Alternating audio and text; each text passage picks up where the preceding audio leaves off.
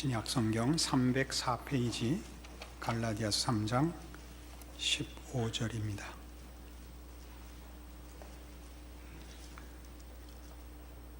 형제들아, 내가 사람의 예대로 말하노니 사람의 언약이라도 정한 후에는 아무도 폐하거나 더하거나 하지 못하느니라. 이 약속들은 아브라함과 그 자손에게 말씀하신 것인데 여럿을 가리켜 그 자손들이라 하지 아니하시고 오직 한 사람을 가리켜 네 자손이라 하셨으니 곧 그리스도라. 내가 이것을 말하노니 하나님께서 미리 정하신 언약을 430년 후에 생긴 율법이 폐기하지 못하고 그 약속을 헛되게 하지 못하리라. 만일 그 유업이 율법에서 난 것이면 약속에서 난 것이 아니리라. 그러나 하나님이 약속으로 말미암아 아브라함에게 주신 것이라. 그런즉 율법은 무엇이냐? 범법함으로 더하여진 것이라. 천사들을 통하여 한 중보자의 손으로 베푸신 것인데 약속하신 자손이 오시기까지 있을 것이라. 그 중보자는 한 편만 위한 자가 아니냐? 하나님은 한 분이시니라. 그러면 율법이 하나님의 약속들과 반대되는 것이냐? 결코 그럴 수 없느니라. 만일 능히 살게 하는 율법을 주셨더라면 의가 반드시 율법으로 말미암았으리라. 그러나 성경이 모든 것을 죄 아래 가두었으니 이는 예수 그리스도를 믿음으로 말미암는 약속을 믿는 자들에게 주려 함이라. 우리는 갈라디아서에서 사도 바울이 갈라디아 교회에 복음의 진정한 본질이 예수 그리스도 안에서만 주어진다 하는 것을 확인하고 있습니다. 예수 그리스도께서 우리를 위하여 죽으심으로 교회를 가능케 했고 하나님의 백성을 가능케 했다는 것을 기억하여 다른 것으로 근거를 만들려고 하지 마라. 그것이 할례든지 또는 다른 어떤 종교성이든지 명분이더라도 십자가를 약화시키거나 무효화시키는 것은 복음과 다른 것이다. 우리가 갈라디아서에서 보는 바와 같이 다른 복음을 전하는 자가 있으면 저주를 받으라 라고 맹렬하게 공격을 하는 복음의 본질에 관한 가르침 앞에 있습니다. 오늘은 우리 예수 믿는 사람들에게 제일 어려운 율법과 은혜에 관한 문제입니다. 그것을 여러분 율법과 은혜 이렇게 해서 이해가 빨리 안 되면 도덕과 은혜 이렇게 하셔도 좋습니다. 우리에게는 이해가 도덕과 은혜는 어떻게 다른가 하는 것으로 이 문제를 이해하면 오히려 이해가 빠를 줄로 압니다. 15절에서 말하는 15절 이후에서 말하는 형제들아, 내가 사람의 예대로 말하노니 사람의 언약이라도 정한 후에는 아무도 폐하거나 더하거나 하지 못하느니라. 이 약속들은 아브라함과 그 자손에게 말씀하신 것인데 여럿을 가리켜 그 자손들이라 하지 아니하시고 오직 한 사람을 가리켜 네 자손이라 하셨으니 곧 그리스도라. 창세기 13장으로 찾아가 봐야 지금 이 16절을 이해합니다. 창세기 13장입니다.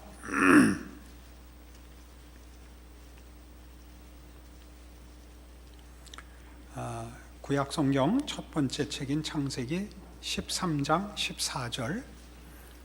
롯이 아브라함을 떠난 후에 여호와께서 아브라함에게 이르시되 너는 눈을 들어 너 있는 곳에서 북쪽과 남쪽 그리고 동쪽과 서쪽을 바라보라. 보이는 땅을 내가 너와 네 자손에게 주리니 영원히 이르리라. 내가 네 자손이 땅에 티끌 같게 하리니 사람이 땅에 티끌을 능히 세일 수 있을진데 네 자손도 세리라. 그러니까 우리는 아브라함에게 하나님께서 그의 자손을 하늘의 별 같고 바다의 모래 같게 하겠다. 또는 지금 이 창세기 13장 표현으로는 땅에 티끌 같게 하겠다. 무수히 많게 하겠다라는 약속을 만납니다. 당연히 많은 후손이 자손이 약속되어 있으니까 네 자손에게 주리니라는 15절 말씀, 16절에 네 자손이라는 표현이 당연히 복수일 거라고 생각한다 이거죠. 네 자손들이 이렇게 많으리라. 그러나 이 원문에는 이것이 단수로 나와 있습니다. 네 자손, 이 자손이 단수로 나와 있어서 지금 오늘 읽은 우리 갈라디아서 3장 16절에 하는 얘기가 무슨 얘기냐 하면 본문으로 돌아오셔서 이 약속들은 아브라함과 그 자손에게 말씀하신 것인데 여럿을 가리켜, 그러니까 복수로 그 자손들이라 하지 아니하시고 단수로 오직 한 사람을 가리켜 네 자손이라 하셨으니 곧 그리스도라 이겁니다. 그러니까 아브라함에게 한 약속, 너로 복의 근원이 되게 한다, 너로 많은 조상의 아비가 되게 한다, 너로 믿음의 조상이 되게 한다 하는, 지난주에 우리 확인했던 이 내용들은 전부 예수 그리스도를 근거로 하여 허락된 약속이니라 하는 얘기입니다. 17절까지 맞아보고 서두 얘기를 마무리를 하죠. 내가 이것을 말하노니 하나님께서 미리 정하신 언약을 430년 후에 생긴 율법이 폐기하지 못하고 그 약속을 헛되게 하지 못하리라. 하나님이 아브라함에게 믿음의 조상이 된다.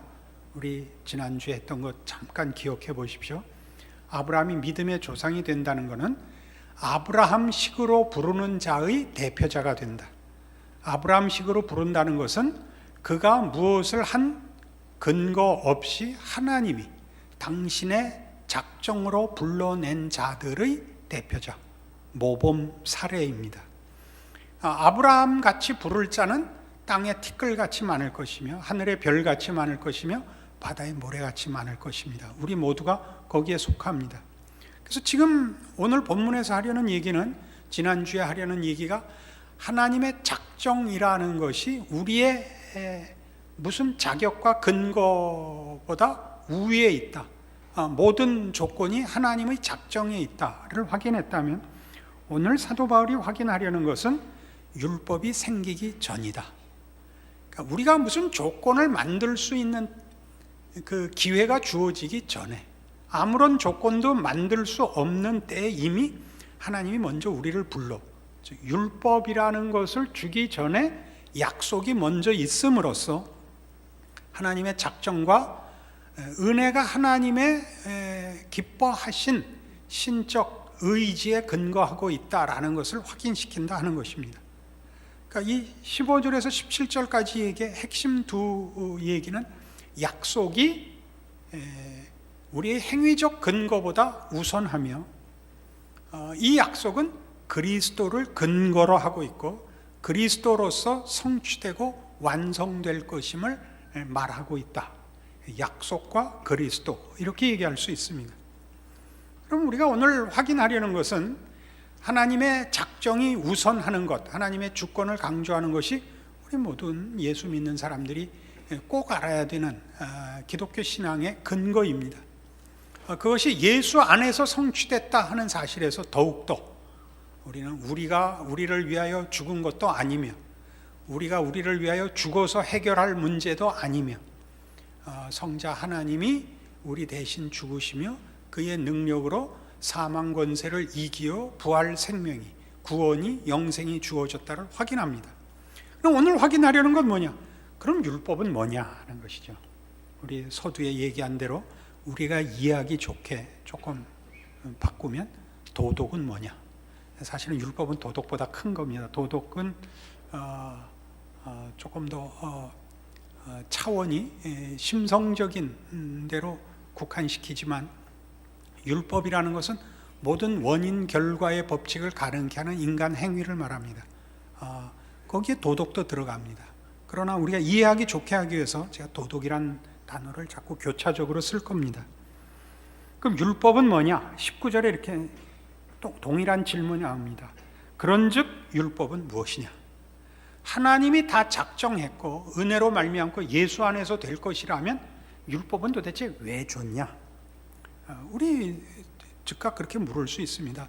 믿음으로 은혜로 말미암는 거라면 도덕성이 왜 필요하냐? 이렇게 우리는 물을 수 있습니다.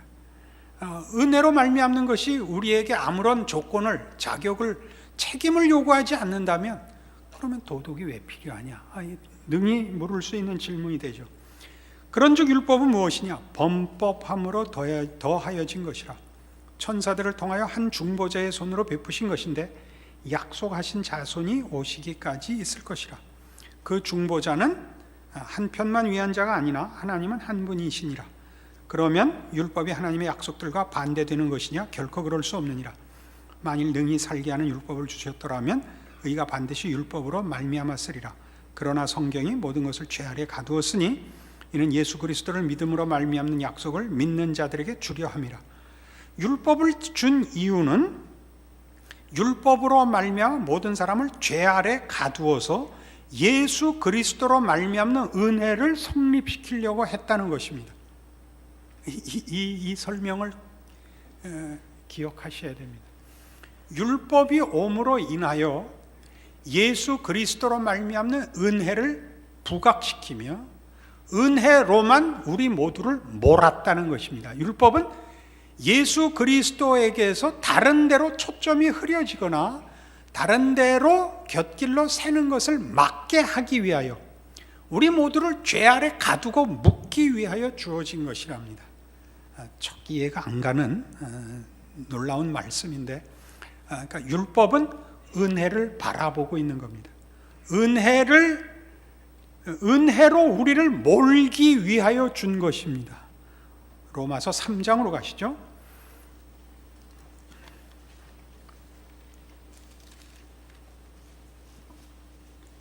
로마서 3장 19절. 우리가 알거니와 무릇 율법이 말하는 바는 율법 아래 있는 자들에게 말하는 것이니 이는 모든 입을 막고 온 세상으로 하나님의 심판 아래 있게 하려 함이라. 그러므로 율법의 행위로 그의 앞에 의롭다 하심을 받을 육체가 없나니 율법으로는 죄를 깨달음이니라. 그러니까 율법이 하는 일은 뭐냐? 모두를 심판하고 정죄하는 것입니다. 살 길을 다 없애는 것입니다. 아니, 살 길이 없다는 것을 확인시키는 것입니다. 살 길이 없어서 절망 가운데 은혜를 구하는 대로 우리를 몹니다. 그래서 십자가가 선택의 문제가 아니라 다른 여러 구원의 방도 중에 더 나은 방도가 아니라 유일한 길이라는 것도 사실은 설명이 부족합니다. 기적의 길이라는 것을 알게 하는 것이 율법의 임무입니다. 율법으로 말미암아 인간은 모두 스스로에게 답이 없다는 것, 스스로를 구원하고 해결을 줄 무슨 방도가 없다는 것을 처절하게 확인시킵니다. 나는 죽게 되었도다. 오라 나는 죄인이로다. 이 사망의 몸에서 누가 나를 건져내랴.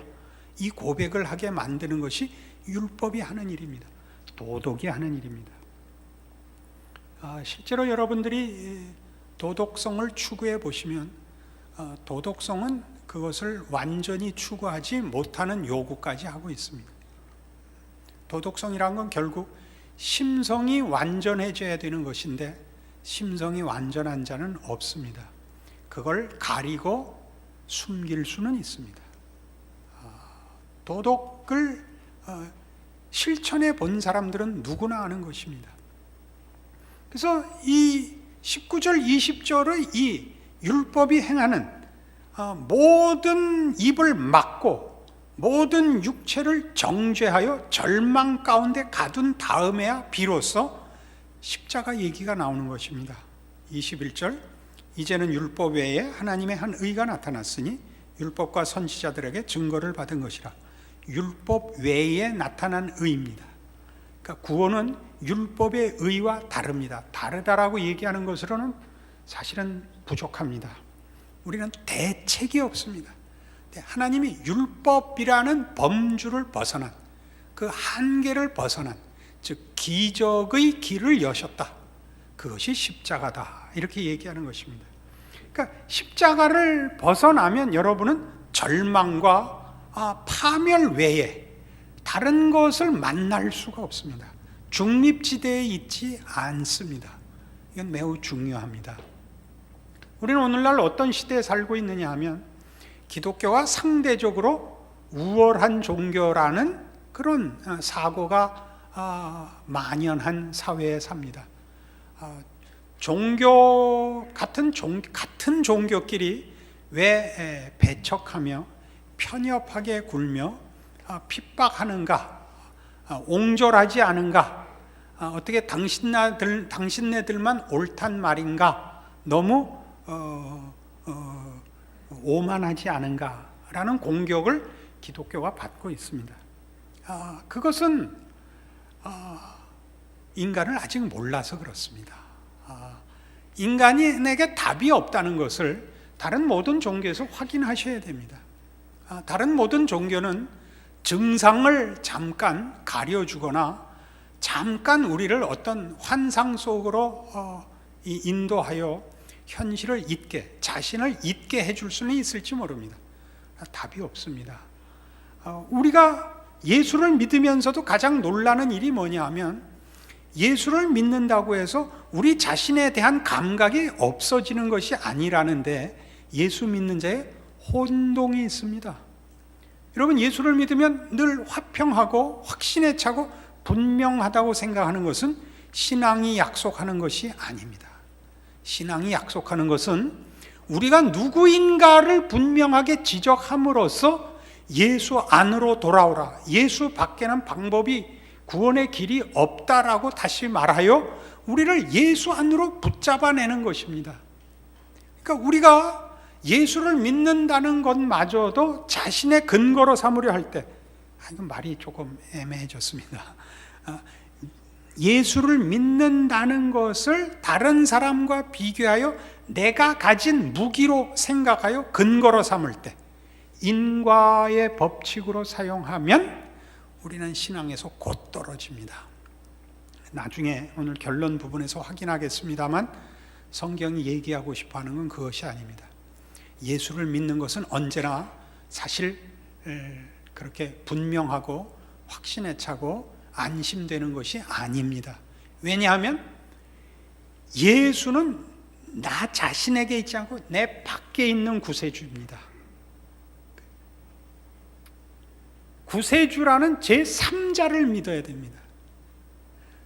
나 자신을 돌아보면 언제나 나는 예수를 믿는다고 하지만 죄인인 나, 인간의 한계 속에 있는 나, 늘 죄악으로 달려가는 나라는 것이 언제나 생생하게 살아있습니다.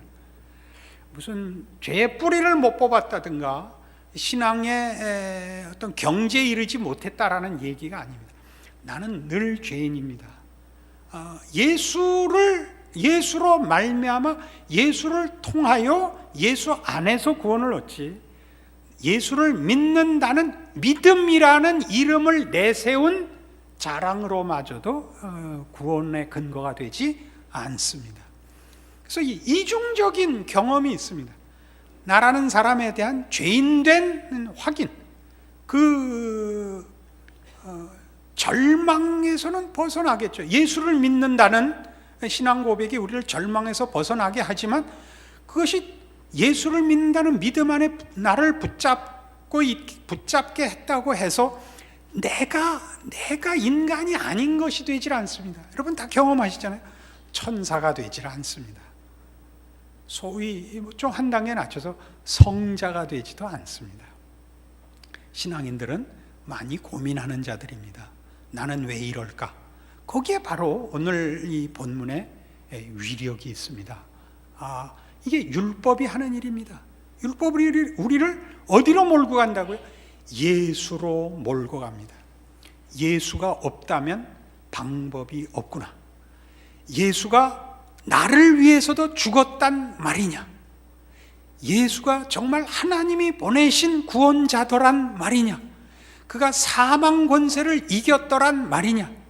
그가 나를 위하여 내가 아직 죄인이었을 때 죽었단 말이냐? 이걸 자꾸 되뇌어야 합니다. 우리가 로마서 5장 8절에서 보는 우리가 아직 죄인 되었을 때 우리를 위하여 그리스도께서 죽으심으로 하나님께서 우리에 대한 자기의 사랑을 확증하셨다라는 말은 매우 중요합니다. 그리스도의 죽음은 우리의 믿음의 결과가 아닙니다. 제가 쓰는 이 믿음이라는 표현은 조금 지금 쓰는 표현과 평소에 우리 쓰는 표현하고는 조금 다른 것입니다. 구별을 하려고 합니다. 어떤 구별?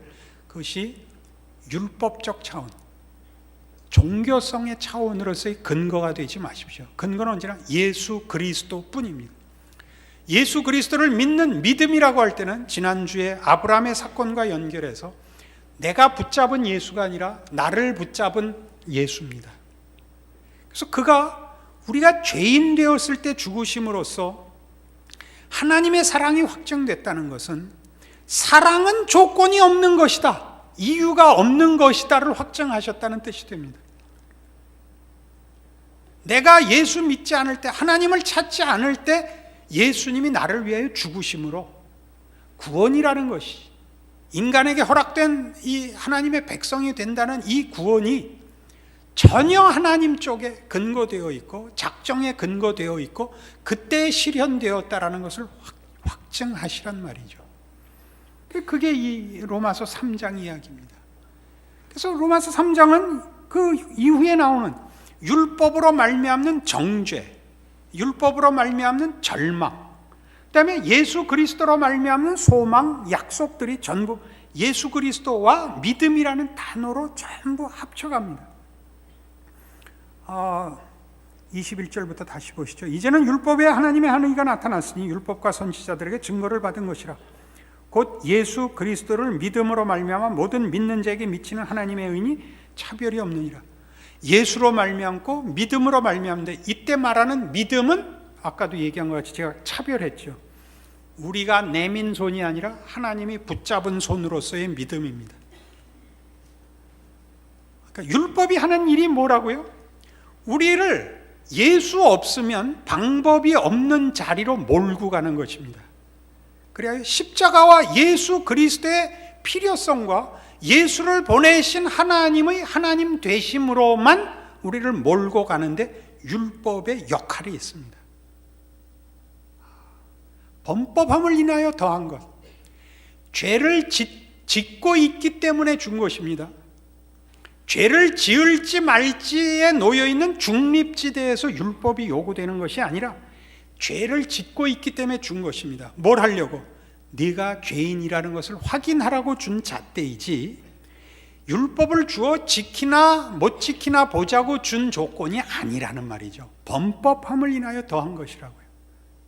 이해하시겠습니까? 여러분이 죄를 짓고 이미 한 번 죄를 지으면 그냥 죄인인데, 거기다 율법을 줌으로써 본인이 죄인이라는 걸 본인에게 납득시키기 위해서 주었지, 죄를 고치라고 준 게 아니라니까. 이미 죄는 졌다니까요. 범법함을 인하여 죄를 지었기 때문에 준 거라고요. 아직 짓기 전에 준 것이 아니라. 이건 뭐 별로 감동이 없는 얼굴들을 하고 계신데 이건 매우 중요합니다. 아까도 잠시 지나치면서 말씀드렸지만 여러분, 신앙을 점검할 때마다 사실은 이 문제에 걸리실 것입니다. 내가 신앙인이 맞나? 나는 왜 맨날 이 꼴인가? 여러분, 그거 내가 왜 이 꼴인가라고 회개해야 옳습니다. 그건 우리 나중에 또 살펴볼 문제입니다. 우리는 믿어야 하고 우리는 회개해야 합니다. 그건 우리들의 책임입니다. 그러나 그것이 조건이 되는 것은 아닙니다. 그것이 조건이 되지 않습니다. 그리고 그 조건은 우리 안에 있어서는 안 됩니다. 그러면 예수 그리스도와 십자가는 무효화됩니다. 우리가 무엇을, 구원의 근거를 만들 수 있다면 십자가는 무효화됩니다. 그래서 은혜와 율법의 관계가 뭐냐? 은혜가 율법에서 출발한 것 아니다 이거죠. 율법이 은혜를 만들지 않았다. 그 말은 이해하시겠죠? 은혜가 먼저 왔죠. 율법이 먼저 온 게 아니라. 그 말은 뭐냐면 율법은 은혜를 만들어내지 못하며 율법이 회개를 만들어내거나 율법이 소망을 만들어내거나 율법이 우리를 사죄케 하는 것 아닙니다. 율법은 은혜를 구하게 하죠. 도와주십시오. 비명을 지르게 한단 말입니다. 답하시는 이는 하나님이십니다. 내가 비명을 질렀더니 도와주셨다는 하나님의 은혜에 속한 문제이지, 비명이 구원을 일으킨 조건은 아닙니다. 나는 더 많이 울었기 때문에 구원을 받았다라는 건 성립하지 않습니다. 하나님의 백성들이 울며 기도하는 것은 당연한 일이지만 운 것이 조건이라고 얘기하지 않습니다. 그런데 재미있는 것은 우리 본문 말씀으로 돌아오면 마지막 22절에 그러나 성경이 모든 것을 죄 아래 가두었으니 이는 예수 그리스도를 믿음으로 말미암는 약속을 믿는 자들에게 주려 함이라 그럽니다. 그렇죠? 그러니까 율법의 이제 역할은 분명해졌습니다. 우리를 구원으로 인도하는데 율법이 구원을 만들어내서 구원으로 인도하는 것이 아니라 은혜를 구할 수밖에 없는 현실을 확인시킴으로 우리를 은혜로 몹니다. 그러나 율법 자체는 구원의 방도가 아닙니다. 로마서 6장으로 오면 그래서 성경은 이 문제를 이런 식으로 우리에게 가르칩니다. 로마서 6장 246페이지 신약성경 로마서 6장 6절입니다. 우리가 알거니와 우리의 옛사람이 예수와 함께 십자가에 못 박힌 것은 죄의 몸이 죽어 다시는 우리가 죄에게 종로로 하지 아니하려 함이니 이는 죽은 자가 죄에서 벗어나 의롭다 하심을 얻었습니다. 만일 우리가 그리스도와 함께 죽었으면 또한 그와 함께 살 줄을 믿노니 이는 그리스도께서 죽은 자 가운데서 살아나셨으며 다시 죽지 아니하시고 사망이 다시 그를 주장하지 못할 줄을 알미로라. 그가 죽으심은 죄에 대하여 단번에 죽으시며 그가 살아계심은 하나님께 대하여 살아계심이니 이와 같이 너희도 너희 자신을 죄에 대하여는 죽은 자요 그리스도 예수 안에서 하나님께 대하여는 살아있는 자로 여길지어다. 예수 그리스도로 말미암아 어떤 일이 일어났느냐? 우리의 죽음이 완성됐다는 겁니다. 우리의 죽음이 완성됐다는 건 우리가 더 이상 자신을 근거로 하여 구원을 세우기로 하는 데서 졸업했답니다. 성취해서 졸업한 것이 아니라 예수 그리스도가 근거가 되어 우리에게 구원을 이루시는 예수 그리스도의 구원의 법 아래로 불려온다는 뜻입니다.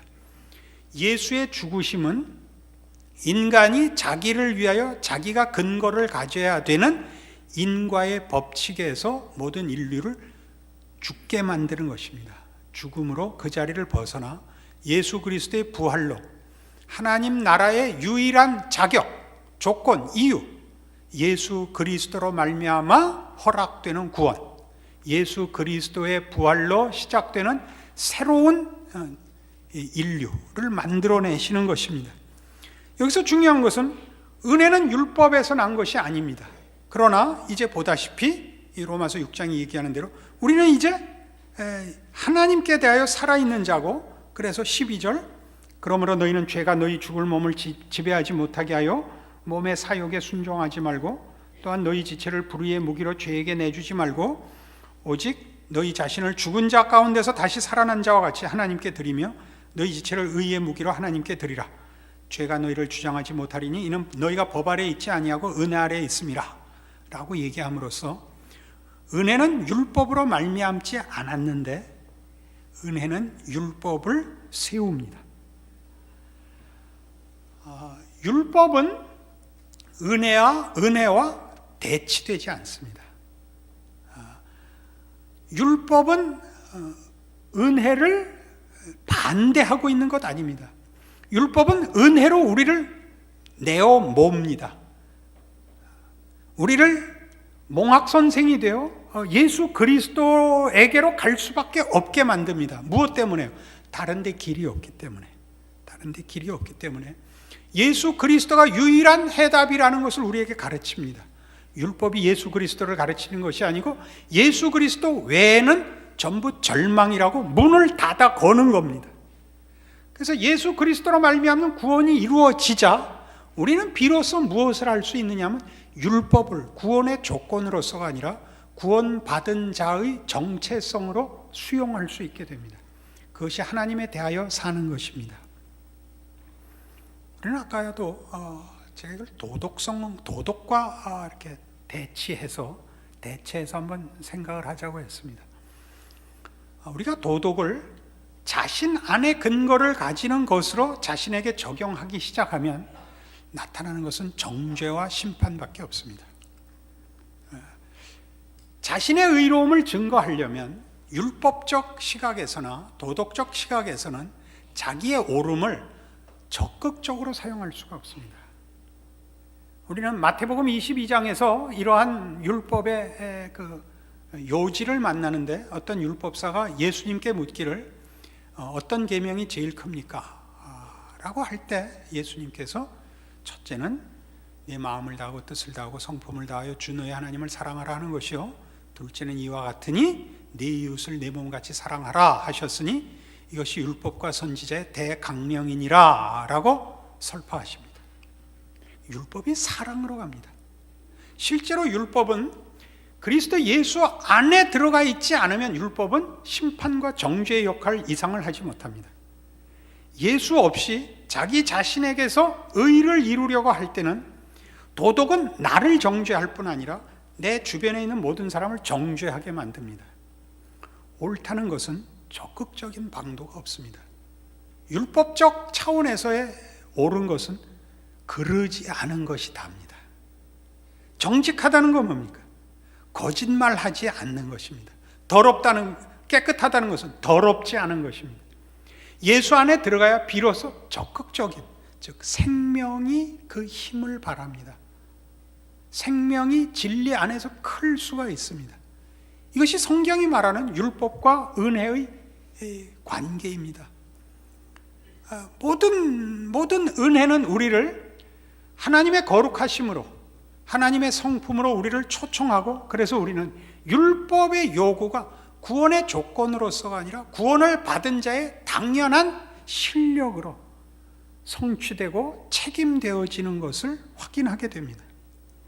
그러니까 신자들의 도덕성은, 신자들의 종교성이라는 것은 예수 안에 있는 거듭난 자의 다름입니다. 예수를 닮는 자의 다름입니다. 그것은 사랑으로 가고, 그것은 격려로 가고, 위로로 가고, 겸양으로 가고, 온유함으로 갑니다. 그러나 그렇지 않으면 율법은 곧 자신을 비롯하여 주변 사람을 죽이는 것으로 갑니다. 우리는 율법이 그런 차원에서 은혜에 종속되어 있는 것을 봅니다. 은혜에 종속되어 있다는 것은 은혜가 율법을 완성시키지 율법이 은혜를 성취시키지 않습니다. 그러나 율법은 절대 은혜와 반대되지 않아서 무엇이 종속된다는 것은 무엇이 앞서 나오고 뒤따라 나온다는 뜻이지 무엇을 거부하고 반대한다는 입장이 아닙니다. 율법은 아까 로마서 3장에서 끝절에 가면 이렇게 나옵니다. 로마서 3장 31절 그런즉 우리가 믿음으로 말미암아 율법을 파기하느냐? 그럴 수 없느니라. 도리어 율법을 굳게 세우느니라. 율법이란 뭘까요? 우리를 그리스도께 인도하는 몽학 선생입니다. 몽학 선생이란 관리인이라는 뜻입니다. 그가 은혜를 베푸는 자가 아닙니다. 그는 주인이 아닙니다. 관리인입니다. 율법은 우리를 그리스도 외에 어떤 답도 얻지 못한다는 것을 확인시켜주는 역할을 합니다. 그것이 전부였습니다. 우리가 그리스도 없이 도덕을, 종교를, 율법을 가지게 될 때는 정죄 이외에 쓸 기능이 없습니다. 신앙의 공동체 안에서도 율법을 어느 차원에서 쓰냐는 건 매우 중요합니다. 여러분 스스로가 판별하셔야 됩니다. 그것이 심판과 정죄를 하는 것이냐라고 물으십시오. 우리 고린도전서 13장에 나오는 사랑에 관한 정의들을 보면 사랑은 오래 참고, 사랑은 자기의 유익을 굳지 않고, 사랑은 성내지 않고, 사랑은 무례히 행치 않고, 사랑은 모든 것을 견디며 바라며 믿는 것입니다. 그러나 율법이 그리스도 없이 등장을 하면 이 모든 것들이 없어지죠. 사랑은 보십시오. 완전한 차원이 아니고 완성을 기다리는 것입니다. 완성을. 어떤 차원에서? 그리스도께서 베푸신 은혜를 근거로 하여 나와 모든 사람을 하나님이 다루시기를 기다리고 넘겨주는 그것이 사랑이죠. 그러나 율법은 지금 당장 정죄합니다. 지금 당장 옳지 않으면, 지금 당장 정직하지 않으면, 지금 당장 어느 만큼의 실력이 없다면 지금 처형하는 것입니다. 비교하십시오. 그래서 여러분의 신앙을 여러분 자신에게 점검하라 이거죠. 뭘 점검하냐? 여러분 너무 자책하지 마십시오. 회개는 아무리 해도 옳은 것이지만 사실 기독교 신앙에서 회개는 정당한 회개보다 이런 자책의 회개가 더 많은 것 같습니다. 여러분은 여러분 자신을 들여다보고 여러분의 신앙을 점검해서 떳떳하고 싶은 겁니다.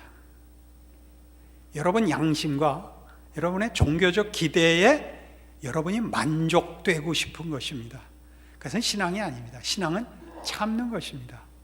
내 신앙이 비록 모자라지만 예수님이 나를 위해 십자가를 지셨는데 무엇인들 못해 주시랴라고 기다리는 것입니다. 용서하는 것입니다. 여러분 자신을 용서하십시오. 그리하면 여러분의 표정이 지금보다 훨씬 좋아지실 것입니다. 늘 매주일 이야기를 하는데 여러분 표정이 나쁘십니다.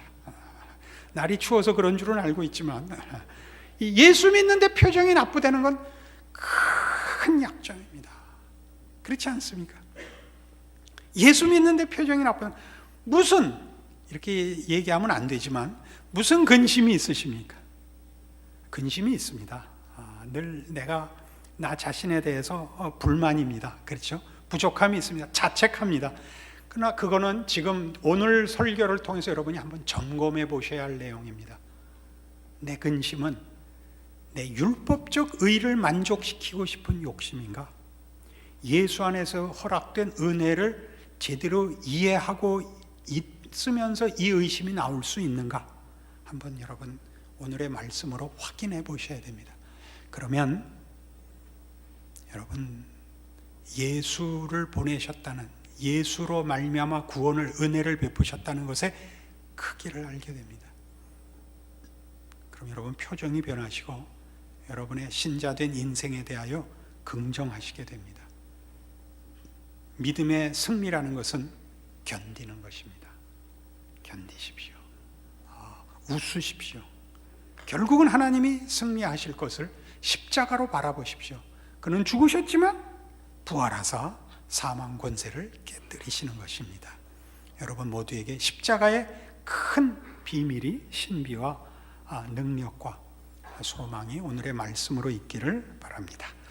기도하십시다. 하나님 아버지 은혜를 감사합니다.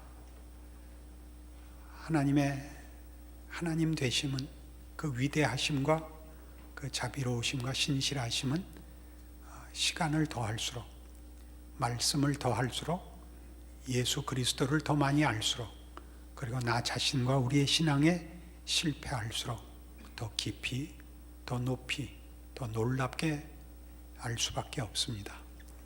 이 위대하신 하나님, 그 하나님을 아버지라 부르는 자의 마땅한 믿음의 평안과 확신과 자랑과 인내와 충성과 기다림이 있게 하여 주시옵소서. 우리가 우리를 승리하지 않고 하나님께서 예수 안에서 승리하신다, 그 믿음 가지고 오늘을, 지금을, 나의 형편을 기다리며 믿음 가운데서 주의 기적을, 간섭을, 충만한 승리를 기다릴 수 있는 믿음의 인내 더하여 주시옵소서. 예수님 이름으로 기도합니다. 아멘.